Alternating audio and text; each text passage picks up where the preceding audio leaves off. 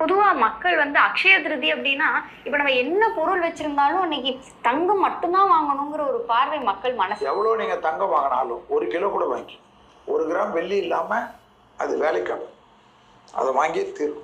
அக்ஷய திருதி வந்துருச்சு, தங்கம் வாங்கணும், கடன் வாங்கி அந்த தங்கத்தை வாங்கலாம். கடன் வாங்கினா உங்களுக்கு கடன் தானே. அதே பொருள் போய் கடனுக்கு போய் எங்கேயாவது ஒரு வங்கியில தான் போகும். அதை மட்டும் செய்யாது, நம்ம கிட்ட இருக்கிறது வாங்க. அதான் நான் தான் சொல்றேன், இந்த வாட்டி கல்லுப்பு வாங்கி போய் இந்த வாட்டி ஒண்ணுமே இல்லைனாலும் வருத்தப்படாது. அடுத்த வருஷம் செல்வி சொல்லியிருக்காரு எனக்கு எல்லாமே வாங்கக்கூடிய அளவுக்கு வசதி வரும்னு நம்பி வாங்க. அப்போ கண்டிப்பாக நடக்கும்.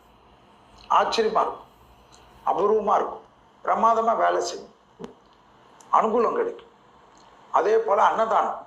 அன்னதானம்னா அன்றைக்கி அக்ஷய திருதி அன்றைக்கி எல்லாரும் அன்னதானம் கொடுக்குறனால அந்த வாங்கி சாப்பிட்றவங்க கூட போதும், ஏன்னா சாப்பாடு தானே போதும்னு சொல்ல முடியும். ஐயோ வேணாங்க எனக்கு விட்டுருங்கன்னுவான் எப்படி.